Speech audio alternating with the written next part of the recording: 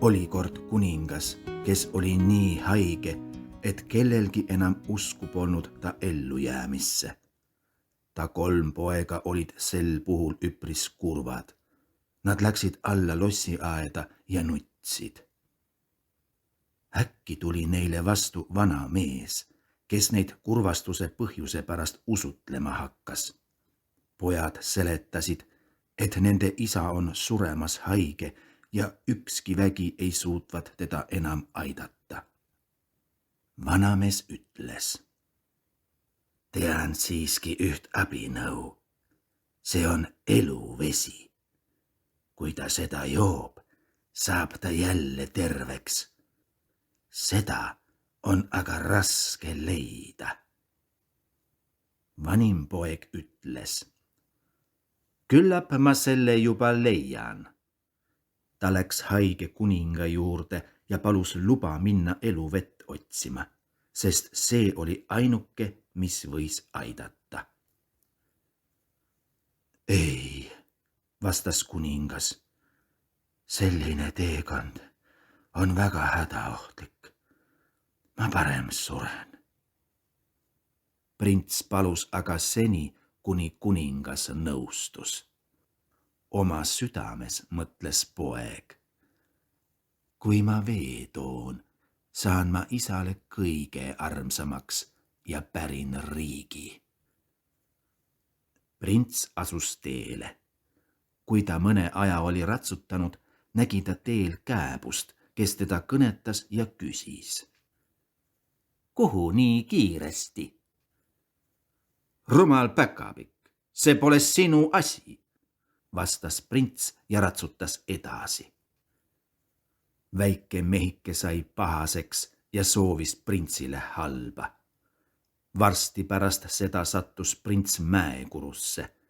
Mida kaugemale ta ratsutas, seda kitsamaks tee muutus ja oli lõpuks nii kitsuke, et ta enam sammugi edasi ei saanud. Polnud enam võimalik hobust ümber pöörata ega sadulast maha ronida. Prints oli nagu vangis. Kaua ootas haige kuningas poega, aga see ei tulnud. Siis ütles teine poeg: isa, luba ma lähen eluvett otsima. Ise aga mõtles: kui mu vanem vend on surnud, saan ma riigi endale. Ka teist poega ei tahtnud kuningas algul lubada, kuid andis viimaks järele. Prints läks sama teed, mida mööda oli läinud vanem vend. Ka tema kohtus kääbusega, kes teda peatas ja küsis, kuhu ta ruttab. Tead, pisike põnn, see ei puutu sinusse, ütles keskmine poeg ja ratsutas ringi vaatamata edasi. Temalegi saatis kääbus sajatuse järele ning noormees sattus mäekurusse, kust ta enam edasi ega tagasi ei saanud. Nii läheb kõigil kõrkidel. Kui teinegi poeg tagasi ei tulnud, tahtis noorim minna eluvett otsima. Kuningas pidi tallegi lõpuks loa andma. Kui prints teel kääbusega kohtus ja toodalt päris, kuhu ta nii ruttab, peatas prints hobuse ja ütles: otsin eluvett, mu isa on suremas. Kas tead ka, kust seda leida? Ei, vastas prints. Et sa oled lahke ja viisakas, mitte upsakas, nagu su silmakirjalikud vennad. Juhatan sind, kuidas sa eluvee juurde pääsed. Eluvee allikas voolab ühe nõiutud lossi õues. Ilma raudvitsakese ja 2 leivata, mis ma sulle annan, sa sinna ei pääse. Vitsakesega löö 3 korda vastu lossi raudset väravat, siis see avaneb. Õues lamavad 2 lõvi. Need ajavad kohe suu ammuli. Kui sa aga kummalegi ühe leiva suhu viskad, jäävad nad rahulikuks. Siis rutta ja too eluvett, enne, kui kell 12 lööb. Muidu sulgub värav ja sa oled vangis. Prints tänas, võttis vitsakese ja leivad ning asus teele. Kui ta pärale jõudis, sündis kõik nii, nagu kääbus oli öelnud. 3. vitsalöögi peale paiskus värav valla ja kui ta lõvidega oli leiva abil sõprust sõlminud, astus ta lossi ja jõudis suurde ilusasse saali. Seal istusid nõiutud printsid ja laual leiva kõrval lebas mõõk. Printsidelt võttis ta sõrmused sõrmest, laualt leiva ja mõõga kaasa. Järgmises toas leidis ta nägusa neiu seismas. See rõõmustas väga teda nähes, suudes teda ja kinnitas, noormees on ta nõiduskütkest vabastanud ning saab koguda riigi endale. Kui noormees aasta pärast tagasi tuleb, peetakse nende pulmad. Ühtlasi juhatas neiu talle eluvee allika asukoha. Ta käskis kiirustada ja vee enne ära tuua, kui kell 12 lööb. Noormees läks edasi ja jõudis tuppa, kus oli lai värske pesuga voodi, mis otse ahvates pikali viskama. Ta tundis väsimust ja tahtis natuke puhata. Sestap heitis ta voodisse ja jäi magama. Kui ta ärkas, lõi kell 11:45. Ehmununa hüppas noormees üles, jooksis allikale, täitis seal peekri ja ruttas minema. Kui ta raudsest väravast läbi läks, lõi kell 12. Värav sulgus niisuguse hooga, et ta peaaegu oleks kandapidi vahele jäänud, pääses aga õnneks vaid verise kannaga. Noormees oli rõõmus, et ta eluvee kätte oli saanud. Koduteel möödus ta jälle kääbusest. Kui see mõõka ja leiba nägi, ütles ta. Sa oled suure vara omanikuks saanud. Selle mõõgaga võid tervet sõjaväed võita. Leib aga ei lõpe iialgi otsa. Prints ei tahtnud ilma vendadeta koju minna ja palus. Armas kääbus, kas sa ei saaks mulle ütelda, kus mu 2 venda on? Nad läksid enne mind eluvett otsima, pole aga koju tagasi tulnud. Nad on 2 mäe vahel vangis, tunnistas kääbus. Nõidusin nad sinna, sest nad olid väga ülbed. Prints palus seni, kuni kääbus nad vabastas, aga ta manitses noormeest ka ettevaatusele ja lausus. Hoia ennast vendade eest. Nad on salaliku meelega.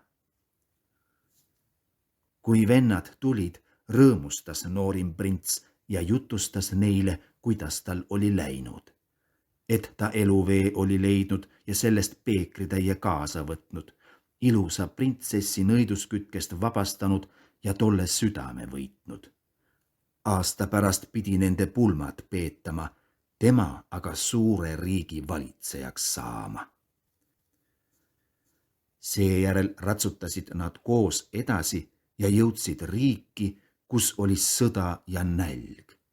Sealne kuningas arvas juba, et lõpp on käes. Viletsus oli nii suur. Prints läks valitseja juurde ja andis talle leiva, millest kogu riik söönuks sai. Siis andis prints kuningale mõõga, millega too vaenlase väed taganema lõi, nii et jälle rahus võis elada. Seejärel võttis prints oma leiva ja mõõga ning 3 venda ratsutasid edasi. Koduteel läbisid nad veel 2 sõdivat riiki, kus valitses nälg. Prints laenas kummalegi kuningale oma leiva ja mõõga, päästes niiviisi kokku 3 riiki. Nüüd läksid vennad laevale ja sõitsid üle mere. Sõidul arutasid vanemad vennad omavahel. Noorim leidis eluvee, meie mitte. Selle eest saab ta isalt riigi, mis õieti meile kuulub. Nii võtab ta meilt meie õnne. Nad olid samahimulised ja otsustasid noorema venna hukata. Nad varitsesid parajat silmapilku, kui ta kord raskesti magas, kallasid eluveeta peekrist välja ning võtsid endile. Eluvee asemele aga valasid kibedat merevett. Kui vennad koju jõudsid, viis noorim oma peekri haigele kuningale, et isa jooks ja terveks saaks. Vaevalt oli kuningas kibedat merevett pisut rüübanud, kui ta tervis veelgi halvenes. Kui ta seda kurtis, tulid vanemad pojad ja seletasid, et noorim olevat tahtnud teda ära mürgitada. Õnneks toonud nemad õige eluvee. Nad pakkusid isale seda juua. Vaevalt sai kuningas seda vett lonksu võtta, kui tundis haigust kaduvat.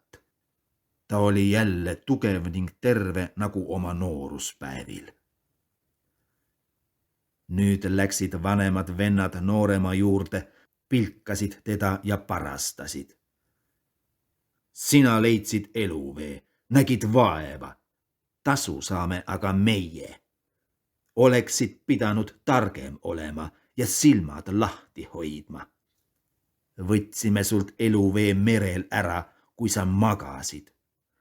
Aasta pärast toob üks meist ilusa kuningatütre koju. Vaata, et sa kõigest vaikid. Isa ei usu sind nii kui nii.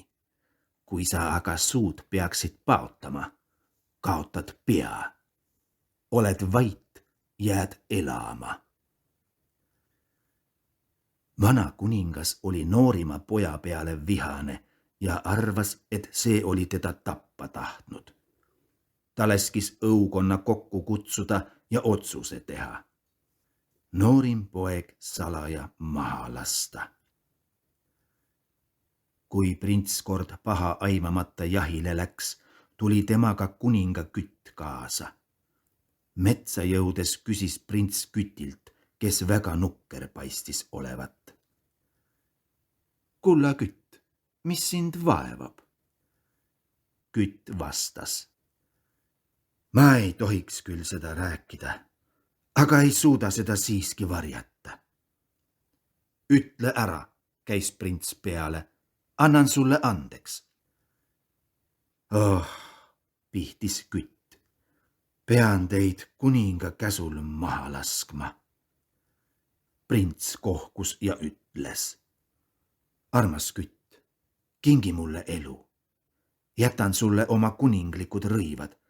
Sina aga anna mulle selle eest oma lihtne jahimehe kuub. Kütt vastas. Hea meelega, ma poleks kuidagi suutnud teie pihta lasta. Nad vahetasid rõivad. Kütt läks koju, prints aga sammus metsas edasi. Mõne aja pärast sai vana kuningas 3 koormat kulda ja kalliskive oma noorima poja jaoks. See saadetis tuli tänutäheks 3 kuningalt, kelle vaenlased printsi mõõk oli tapnud ja kelle alamaid printsi leib oli toitnud. Nüüd mõtles kuningas. Võib-olla polnudki mu poeg süüdi, ta ütles oma lähikondlastele. Kui mu poeg ometi veel elaks. Mul on nii kahju, et lasin ta surmata. Teie poeg elab, teatas Kütt. Mu süda ei lubanud teie käsku täita. Ta seletas kuningale, kuidas kõik oli olnud.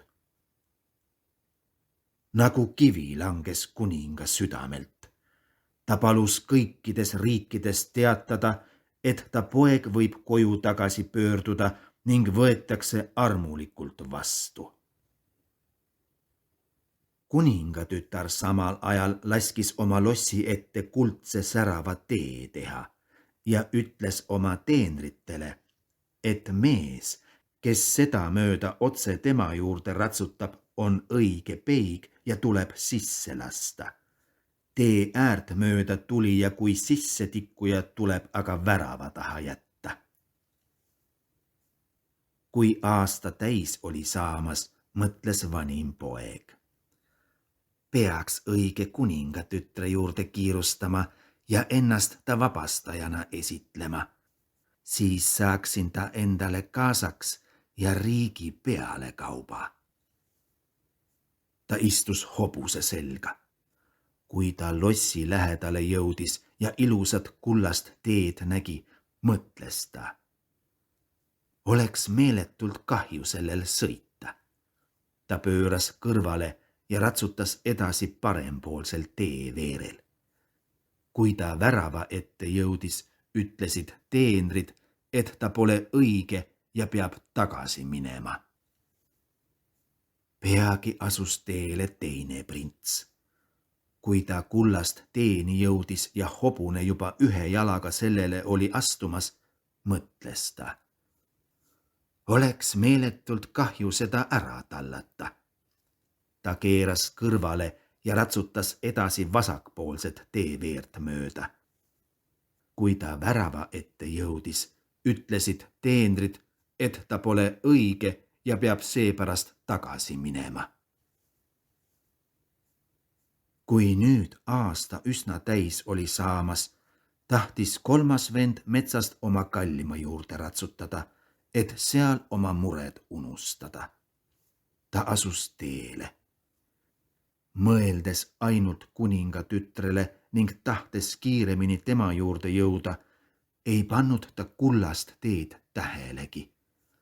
Hobune ratsutas keset teed. Kui noormees värava ette jõudis, tehti see pärani lahti ja kuningatütar võttis teda rõõmuga vastu, nimetades teda oma vabastajaks ning kuningriigi valitsejaks. Õnnelikult peeti pulmad. Kui pulmapidu läbi sai, jutustas kuningatütar oma mehele, et isa poega enda juurde ootavat ja talle andestanud olevat. Prints ratsutas isa juurde ja rääkis talle, kuidas vennad teda olid petnud ja tema siiski sellest vaikinud. Vana kuningas tahtis vanemaid poegi karistada, aga need olid ära merele läinud ega tulnud enam iialgi tagasi.